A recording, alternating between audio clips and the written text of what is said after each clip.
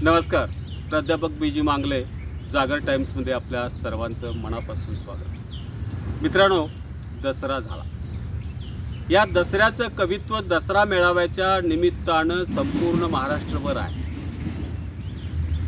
शिवतीर्थावरती होणारा बाळासाहेब ठाकरे घेत असलेला दसरा मेळावा हे त्याचं एक औचित्य, आणि आता महाराष्ट्रात हे दसरा मेळाव्याचं लोण हळूहळू पसरत चाललेलं आहे. आपलं 6वं उपोषण मनोज जरांगे पाटलांनी संपवलं, आणि त्यानंतर निवडणुका आणि आपलं उपोषण या दरम्यानचा जो काळ होता तो त्याच्यामध्ये त्यांनी काही काळ विश्रांती घेतली, दवाखान्यात औषधोपचार घेतले, आणि बरोबर म्हणजे त्यांना चांगलं समजतंय नेतृत्व कसं आहे. बघा, आपल्या नेतृत्वानं या पिरियडमध्ये सगळ्या मराठा समाजाला बांधवून ठेवण्यासाठी जो कार्यक्रम द्यावा लागतो तो कार्यक्रम त्यांनी अत्यंत वेळेत आणि चांगला दिला. त्यांनी ठरवलं की मराठा समाजाला बांधून ठेवण्यासाठी आणि त्यांच्यासमोर एखादं उद्दिष्ट सातत्यानं ठेवण्यासाठी आपल्याला ही दसरा मेळावा घेणं हे अत्यंत गरजेचं आहे. तयारी केली. मित्रो, कोटीभर जनता एकत्रित येण्यासाठीची तयारी काय करावी लागते नुसता विचार करा. आणि हा दसरा मेळावा घेण्यासाठी त्यांनी ठिकाण पण निवडलं नारायणगड. तसं बीड जिल्ह्यामध्ये पंकजा मुंडे आपला मेळावा भगवानगडावर घेतात, पण मनोज जरांगे दादांनी आपला मेळावा हा नारायणगड निवडला, आणि नारायणगडावरती प्रचंड मोठा म्हणजे इतिहास निर्माण करणारा हा मेळावा त्यांनी पूर्णतः यशस्वीरित्या पार केला. मला या ठिकाणी तुम्हाला 2-4 गोष्टी सांगायच्या. एक, या मेळाव्याच्या निमित्तानं पंकजा मुंडे आणि धनंजय मुंडे हे दोघे भाऊ एकत्रित आले. का आले याचं एक कारण तपासायचं. दुसरं, हे जे 4 मेळावे झाले, एकनाथ शिंदेंचा, उद्धव ठाकरेंचा, मनोज जरांगे पाटलांचा आणि पंकजा मुंडे, या चारीची थोडक्यात तुलना करायची आहे. दुसरा मुद्दा, आणि सगळ्यात महत्त्वाचं म्हणजे विचार कोणाचा पोचला, समाजापर्यंत विचार कोणाचा पोचला हे सुद्धा आपल्याला सांगायचं आहे. शेवटपर्यंत आपण व्हिडिओ बघा आणि कमेंट करा, लाईक, शेअर, सबस्क्राईब करा. मनोज जरांगे पाटलांनी आपला मेळावा नारायणगडावरती निश्चित केला, आणि नारायणगडावरती बघता बघता कोट्यावधी माणसं जमली. 1100-1200 एकरमध्ये हा प्रचंड मोठा झालेला मेळावा, म्हणजे स्टेज उभारलेल्याच्या चारही बाजूनी संपूर्ण माणसं भरलेली होती. त्यांनी सांगताना सांगितलं की विनंती केली आयुष्यात पहिल्या वेळेला ते पत्रकारांना, माझं ड्रोन कॅमेऱ्यानी माझा हा मेळावा तुम्ही हा सगळ्या समाजाला दिसू द्या.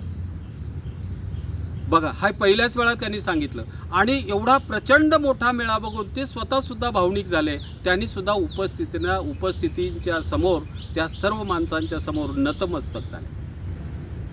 नारायणगडांचे महंत श्री शिवाजी महाराज यांनी आपल्या भाषणामध्ये मनोजदादा जरांगेंच्या नेतृत्वाला हात घातला. एवढ्या प्रचंड मोठ्या संख्येने जमलेला हा जो समाज आहे, या समाजाला नेमकं काय द्यायचं आहे हे महंत शिवाजी महाराज यांनी सांगितलं. मनोजदादा जरांगे बोलायला उभारले, आणि लोकांच्या टाळ्या शिट्ट्या हात वर करून हे करणं, म्हणजे असा इतका प्रचंड मोठा माहोल निर्माण झाला होता. या माहोलमध्ये मनोजदादा जरांगे पाटलांनी आपला संयम, शांतता सोडली नाही. त्यांनी स्पष्टपणे सांगितलं की हे खरं आहे की मला इतक्या प्रचंड मोठे संख्येनं माणसं जमतील असं मला वाटलं नव्हतं, कोट्यावधी जनता ही इथं येईल असंही वाटलं नव्हतं, पण मी सर्वांना या दसऱ्याच्या निमित्तानं एक विचार महत्त्वाचा द्यायचा म्हणतो. काय विचार आहे? मराठा आरक्षणासाठी आपण 14 महिने गेली लढाई करतो आहोत. या 14 महिन्यामध्ये 6 वेळा आमरण उपोषण केले. प्रत्येक वेळा देवेंद्र फडणवीस साहेब आणि एकनाथ शिंदे साहेब या शासनाचे प्रमुख यांनी वेगळं आश्वासन दिलं, आणि ते आश्वासन त्यांनी शेवटपर्यंत पाळलं नाही, आणि मराठा समाजाला फसवलं. आणि प्रामुख्यानं देवेंद्र फडणवीस साहेब, म्हणजे त्यांनी नाव घेतलं नाही, पण त्यांनी असं सांगितलं की यातला एक घटक असा आहे, BJPचा हा घटक असा आहे की तो मराठा द्वेष्टा आहे. मराठ्यांना आरक्षण दिलं पाहिजे, ते सामाजिकदृष्ट्या शैक्षणिकदृष्ट्या मागास ठरलेले आहेत. हे सगळं जरी ठीक असलं तरीही या शासनानं मराठा समाजाला आरक्षण दिलं नाही, केवळ मतपेटीकडे बघून. त्यांनी सांगितलं ओबीसी आणि मराठा यांच्यामध्ये भांडणं लावली, संघर्ष निर्माण केला.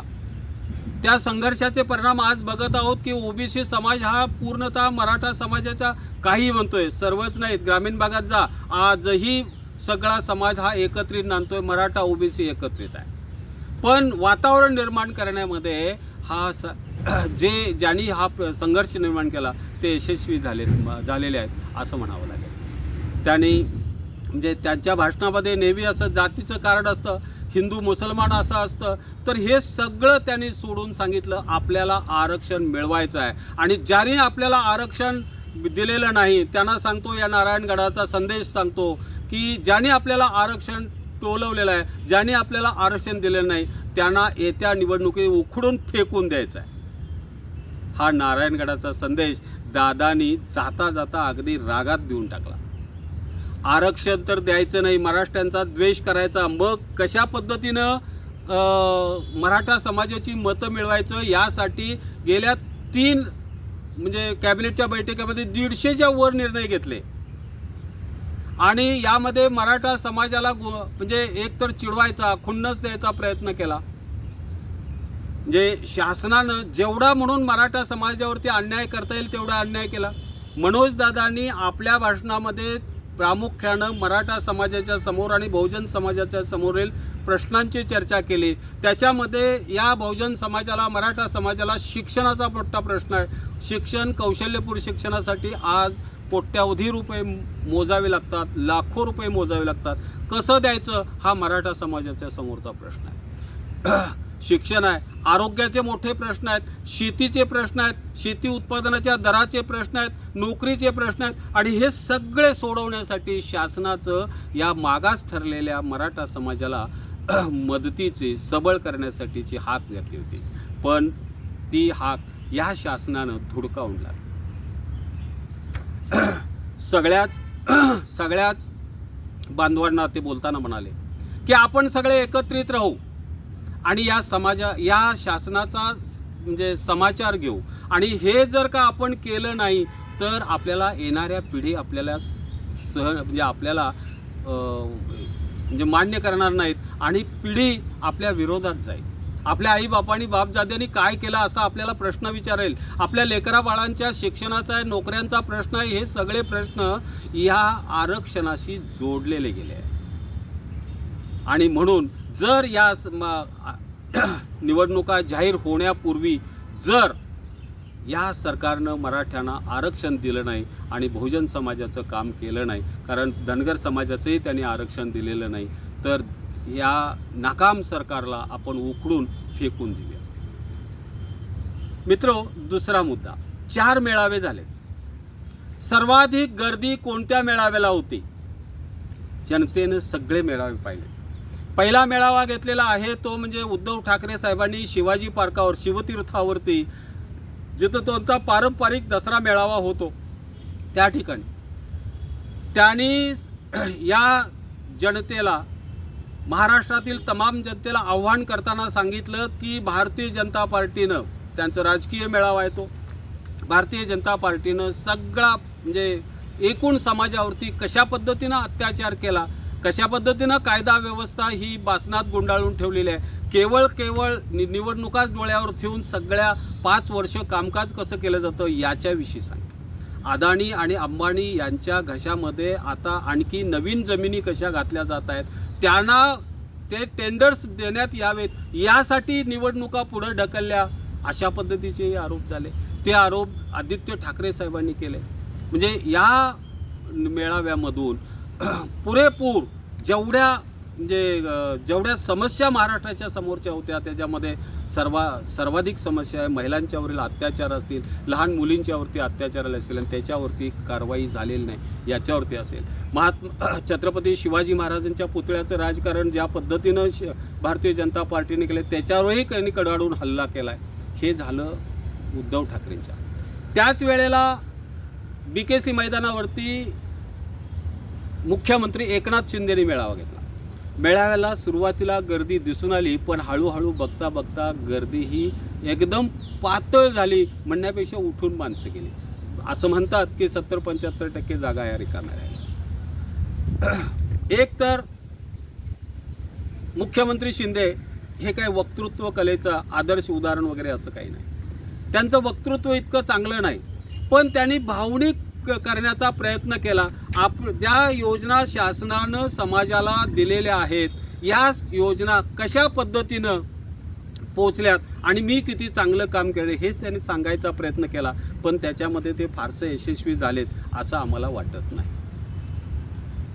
तिसरा घेऊया आपण पंकजाताईंचा भगवानगडावरचा मोर्चा, भगवानगडावरचा मेळावा. भगवानगडावरती त्यांनी बऱ्यापैकी चांगली गर्दी जमा केली होती आणि दरवर्षी ते या ठिकाणी भगवानगडावरती दसरा मेळावा साजरा करतात. यावेळच्या मेळाव्याचं वैशिष्ट्य म्हणून त्यांनी स्वतःचा मुलगा हा समाजासमोर आणून उभा केला आणि हा माझा पुढचा मुलगा आहे, मी याला एवढ्यासाठी तुमच्या समोर आणत नाही की हा माझा उत्तराधिकारी ठरणार आहे म्हणून, पण तो उत्तराधिकारी तुम्हीच माझे आहात वगैरे त्यांनी भावनिक करायचा प्रयत्न केला. खरं तर हे हास्यास्पद होतं की पंकजाताईंना हे जो गेल्या वेळचा पराभव आहे तो पराभव म्हणायला लागलेला होता. आत्तापर्यंत ज्या मराठा समाजानं पंकजाताई आणि गोपीनाथ मुंडे यांना जो भरभरून मतं दिली होती, एकतर्फी पाठिंबा दिला होता, त्या सगळ्या समाजाचं काम न करता पंकजाताईंनी केवळ OBC समाजाच्या पाठीशी उभं राहणं हे काय लोकांना आवडलेलं नव्हतं. त्यामुळं लोकांमध्ये कुजबूज सुरू झाली. आपला मुलगा पुढं करतायत, या निमित्ताने आपला वारस सिद्ध करतायत असं वाटायला लागलं लोकांना. हा एक यातला महत्त्वाचा मुद्दा होता. OBC त्यांनी आपल्या भाषणामध्ये OBC समाज हा कसा एकसंध राहायला पाहिजेत, एकी राहिली पाहिजेत आणि मग आपल्याला कसे प्रश्न सोडवता येतील वगैरे या गोष्टीवरती त्यांनी आपला साधारणपणे आपल्या बोलण्याचा रोख ठेवला.